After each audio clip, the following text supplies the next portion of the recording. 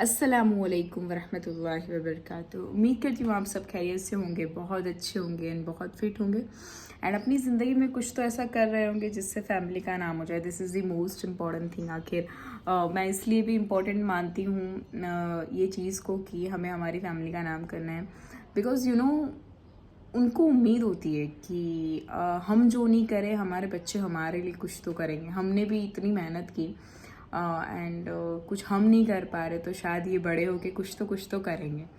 इसीलिए मैं हर बार ये लाइनें बोलती हूँ कि लाइफ में कुछ तो ऐसा करना चाहिए जिससे फैमिली का नाम हो जाए। मुझे बड़ा अंदर से वो होता है कि ऐसा कुछ करना है जिससे फैमिली को ऐसा हो कि फरहीन ने किया है। तो वैसे आज जुम्मा था, जुम्मा कहाँ निकल गया वैसे पता नहीं चला बिकॉज मैं ऑलरेडी पूरा दिन बहुत काम में थी। एंड येस, अभी एक किस्सा सुबह से सुना था तो वो थोड़ा जहन में था, कल भी सुना था आज भी सुना तो वो जहन में रह गया। तो मैं चाहती थी कि आप लोग सुने, क्योंकि इसलिए भी सुने क्योंकि बहुत से लोग हैं जिनका माइंड डाइवर्ट हो जाता है एंड माइंड डाइवर्ट होता है तब उसको सही रास्ते पर लाने का क्या क्या तरीका हो सकता है वो हम उस वक्त पे नहीं कर सकते। क्योंकि एग्जैक्ट शैतान जब आपको आपके सर पे होता है तो यू कांट डू, मतलब आप कुछ नहीं कर सकते हो, एनीथिंग, आप कुछ भी नहीं कर सकते हो। शैतान जब सवार होता है, आप पिक्चर देखने जाते हो आप सॉन्ग ही गाओगे, बाहर निकलोगे पिक्चर मूवी की स्टोरी ही आप किसी को मिलकर कहते रहोगे। वैसे ही आप अगर बयान में जाओगे, अगर कुछ अच्छी बातें सुन ली तो आप जिसको जिसको मिलोगे उसको वो बातें शेयर करोगे, आज मैंने बयान में ये सुना था। वैसे ही आप मूवी देखने जाओगे तो आप हर लोगों को वैसी बातें कहोगे। तो मेरे सामने भी एक ऐसा ही किस्सा है जो मैं आपको सुनाने जा रही हूँ। This is the most important किस्सा, इसलिए भी इम्पॉर्टेंट है ताकि हमें ये समझ आ जाए कि लाइफ में ना कुछ चीज़ें हमारे हाथ में भी होती है एंड हमें उस चीज़ों को कंट्रोल करना चाहिए। हराम वर्सेस हलाम, सॉरी माफ़ करिएगा, हराम वर्सेस हलाल की बात तो मैं आपको बाद में बताऊंगी, लेकिन this is the most important किस्सा। सबसे पहले तो ये वीडियो को लाइक कर देना, मुझे बहुत खुशी होती है जब आप वीडियोस को लाइक करते हो। ये किस्सा पूरा सुनना ताकि आप लोग आए हो तो पूरा किस्सा सुनो। अगर आधा किस्सा सुन के चले गए तो कुछ मज़ा नहीं आएगा। मज़ा मतलब ये किस्से के बारे में आपको पूरी स्टोरी पता नहीं चलेगी। तो मैं चाहती हूँ ये किस्सा आप पूरा सुने। तो जैसे ही कि जीना करना, मैंने एक्चुअली मेरा लैप ही सामने रखा है तो आप लोगों को शायद वो लैपटॉप तो नहीं दिख रहा होगा, बट मैं बता दूँ मेरी स्क्रीन मेरे सामने है क्योंकि इसमें लिखा है किस्सा पूरा, तो मैं आपको पढ़ के सुनाऊंगी। जैसे करने का अज़ाब बहुत सख्त है, वैसे ही जीना का मतलब जीना यानी वो तो पता ही होगा आपको, जीना का मौका मिलने पर उसे छोड़ने का सवाब भी बहुत है। मुझे बड़ी खुशी हुई ये सुन के। जीना करना अजाब तो है, मुझे पता है, हम सबको पता है, लेकिन उसको छोड़ना, मौका मिल रहा हो पर छोड़ देना, उससे भी सवाब है। ऐसे ही एक वाक़या पढ़िए। एक शख्स जो कि नेक और मुतक्की था, वो मतलब मुतक्की मतलब कि एक बहुत नेक मुतमईन एक इंसान था जो रोज़ रात को मस्जिद में बैठकर हदीसों का मुताला करता था, मतलब हदीस से ज़्यादा पढ़ता था रात को, रोज़ रात को। एक इंसान था जो मस्जिद में रोज़ हदीसें पढ़ता था। सिंपल ये बात है, हर रोज़ की तरह वो हदीसों का मतलब हदीसें पढ़ रहा था।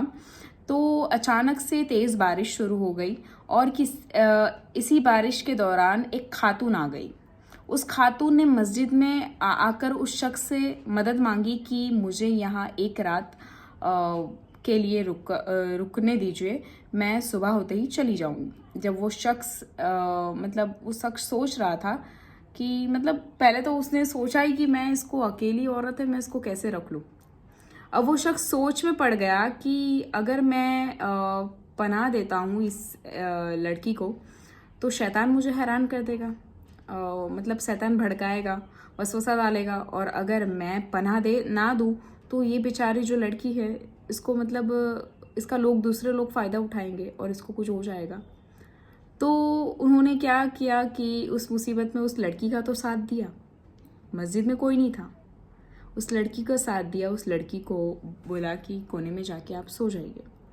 एंड उसके बाद क्या होता है, ये सोचकर उस शख्स ने उस खातून को मतलब रहने के लिए बोल दिया कि हाँ, इजाज़त दे दी, आप रह सकते हो।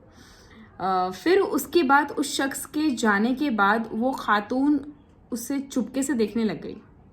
खातून को बोला कोने में जाके सो जाओ, बट वो खातून जाके वो भाई को देख रही थी कि वो क्या कर रहे हैं।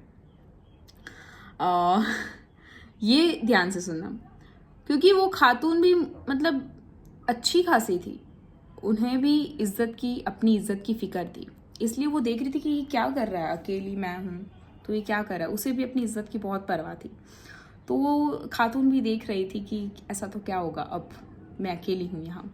जब खातून ने देखा तो वो हैरान रह गई। क्या हैरान हो गई, ये किस्सा में अब मैंने वो शख्स हदीसों का मुताला करते हुए अपनी उंगली को चिराग में डालता रहा और उसकी आंख से जब जब उंगली जलने लगती तो उंगली को हटा लेता और पूरी रात वो ऐसे ही करता रहा। वो खातून ये मंजरा देखकर हैरान हो गई। फजर की अजान होते ही फौरन वो शख्स आया और उस खातून को मस्जिद से जाने के लिए कह दिया। उस खातून ने कहा कि अल्लाह की कसम मैं तब तक नहीं जाऊंगी यहाँ से जब तक आप ये बात नहीं बताओ कि सारी रात आपने उंगली को क्यों जलाया। उस शख्स ने कहा कि मैं नहीं बता सकता, ये अल्लाह और मेरे बीच का मामला है। लेकिन उस खातून ने जिद नहीं छोड़ी और आखिरकार बहुत जिद करने के बाद उस शख्स ने बता ही दिया। मैं जब हदीसों का मुताला कर रहा था तो उस वक्त शैतान मुझे वसवसा डाल रहा था कि जीना कर ले, अकेली औरत है, किसी को कुछ पता नहीं चलेगा, और मुझे बहका रहा था कि कोई नहीं देख रहा है, जीना कर ले, बस एक बार की तो बात है। इसलिए मैं अपनी उंगली को आग में डालता रहा और जब दर्द का एहसास होता तो हाथ हटा लेता। इसी तरह मैं खुद से कहता कि अगर ये आग ही बर्दाश्त नहीं हो रही जो मैं हाथ जला रहा हूँ, तो जहन्नुम की आग 70 गुना ज़्यादा तेज़ है, उससे कैसे बर्दाश्त करूँगा। ये किस्सा सुनने के बाद मैं तो शॉक्ड हो गई थी।